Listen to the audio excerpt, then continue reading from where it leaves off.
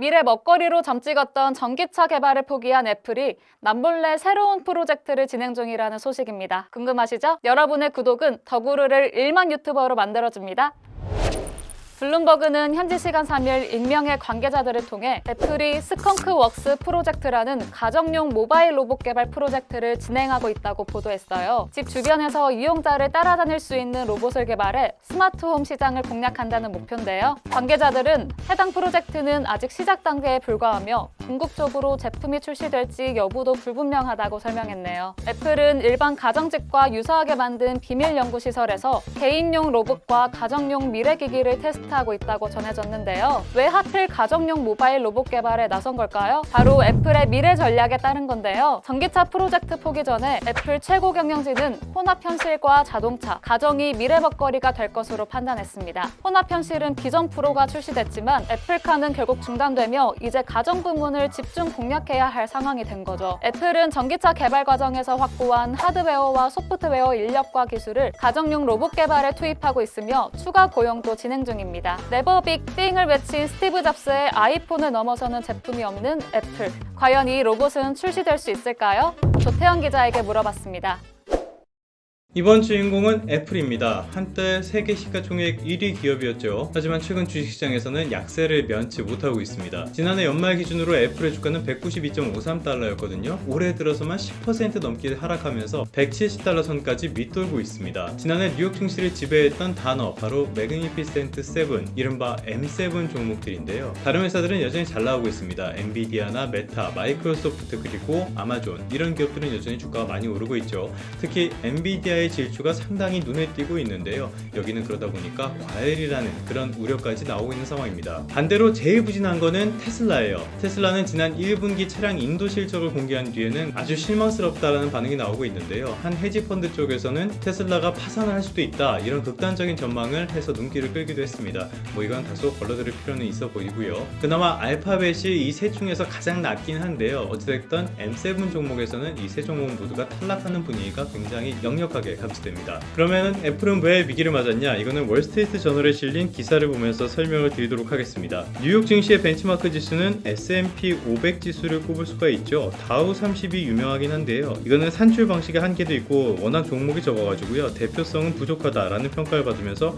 최근 들어선 S&P 500의 중요성이 굉장히 커진 상태입니다. 아무튼 그 S&P 500이 올해 들어서도 강세를 이어가고 있는데요. 유독 대형주 가운데서 세 종목이 이쪽의 평균 수익률도 밑돌고 있어요. 그 세 종목이 앞서서 말씀드렸던 알파벳과 애플, 테슬라입니다. 그 가운데에서 애플은 여러가지 악재를 맞이한 상태죠. 중국 쪽의 매출 비중이 컸는데 이 중국 시장이 경제 상황이나 애국 소비나 해서 여러가지로 좋지 않은 상황이고요. 지금까지는 폐쇄적인 생태계를 통해서 많은 이익을 거둬들였는데요. 이게 각종 규제 문제 이런 것들을 불러온 그런 악재까지 겹쳤습니다. 여기에 결정적인 문제가 되는 게 바로 AI입니다. 애플이 2011년에 시리를 공개할 때만 해도 상당히 좀 AI 쪽에서 앞서갈 수 있지 않냐라는 평가를 받았었는데요. 특유의 폐쇄적인 문화가 겹치면서 AI 쪽에서는 아예 이름을 찾아보기가 어려운 상황까지 코너에 몰려버렸습니다. 지난 2월에 팀 쿡 CEO가 AI 쪽에서 새로운 지평을 열겠다, 투자도 열심히 하고 있다 이런 이야기를 했는데요. 아직까지 뚜렷한 무언가를 보여주지 못하고 있고요. 사실 애플이 지금의 이 자리까지 올라오는데 가장 큰 영향을 미친 것은 역시 혁신성이 아닐까 싶습니다. 아이폰만 해도 그래요. 인터넷이 되는 휴대전화라는 개념은 아주 예전부터 있었습니다. 하지만 여기에 플랫폼이라는 혁신적인 공간을 제공하면서 지금의 자리까지 올라올 수가 있었거든요. 근데 최근에 나오는 제품들을 보면요, 전반적으로 혁신 같은 걸 찾아보기가 조금 어렵고요. 기계적인 완성도도 그저 그렇습니다. 전반적으로 기존 제품의 마이너 업그레이드 정도에 그치고 있는 그런 모습들이 많이 감지가 되는데요. 어느샌가 혁신을 잃어버린 공룡이 되어버린 게 아닌가 싶습니다. 이런 애플의 실패를 대표하는 제품이 바로 애플카 이거라고 볼 수 있지 않을까 싶어요. 아이폰이라는 중요 상품을 지키기 위해서 혁신보다는 폐쇄적인 정책을 계속 유지를 해왔고요.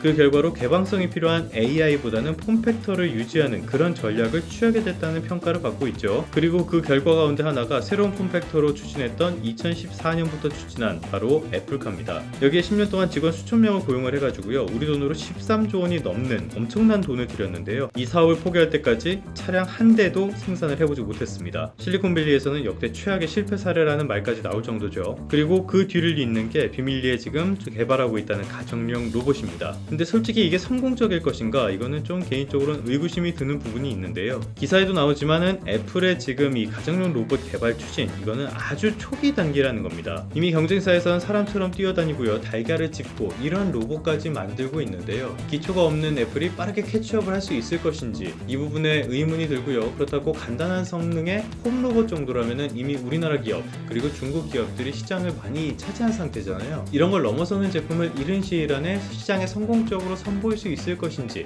이 부분은 다소 의문이 드는 게 사실입니다. 특히 지금같이 폐쇄적인 구조를 계속 유지한다면 더더욱 그렇고요. 그렇다면 결국에 애플의 중요한 거는 오는 6월로 예정돼 있는 WDC라고 하는 그 개발자 회의 있죠. 이게 중요하지 않을까 싶습니다. 이 회의는 1987년부터 캘리포니아에서 애플이 열고 있는 그런 개발자 대회거든요. 상당히 대규모로 진행을 합니다. 이건 신영증권 리포트인데요. 이번 WWDC 2024에서는 아무래도 AI와 관련된 무언가가 나오지 않을까, 이런 것들이 시장에 좀 지배적으로 보고 있는 상태입니다. 이 리포트를 보면은 현재 모든 제품 라인업에 생성형 AI를 적용하고 테스트 중인 것으로 파악된다라고 설명을 하고 있는데요. 결국 관건은 이번 개발자 회의에서 AI랑 관련된 무언가가 나오긴 나올 것이냐, 나왔다면 그 수준이 어느 정도나 될 것이냐, 이 부분이 될 수 있다고 봅니다. 뚜렷한 AI 전략 그리고 기술을 보여준다면요, 다시 한번 시장의 기대를 받을 수도 있다고는 보는데요. 반대로 제대로 된 비전을 보여주지 못한다 그런다면은 AI 시장에서 패자라는 이미지만 더욱 강화될 그런 가능성도 있습니다. 애플 입장에서나 주주 입장에서나 6월이 운명의 시기가 될 수 있다는 뜻이기도 합니다. 결론입니다. 이렇게까지 죽쓰고 있는 애플, 이런 것들은 우리나라 기업에도 상당한 시사점을 던져준다고 봅니다. 아무리 시장을 주도하고 있는 기업이라도요, 혁신을 잇는 순간 그 자리에서 빠르게 굴러 떨어질 수 있다는 걸 보여주기 때문인데요. 이런 거는 시장을 주도하는 제품을 여러 개 가지고 있는 국내 기업으로서도 반면교사를 삼을 가치가 충분히 있다고 봅니다. 오늘날처럼 시장을 주도하는 트렌드가 빠르게 변하는 시기에는 한순간의 방심도 용납되지 않는다는 건데요. 지금은 AI가 절대적인 트렌드로 자리를 하고 있지만은 매년 뒤에는 그 자리를 어떤 이슈가 차지할지는 누구도 모르기 때문이죠. 또 다른 측면에서 살펴볼 만한 거는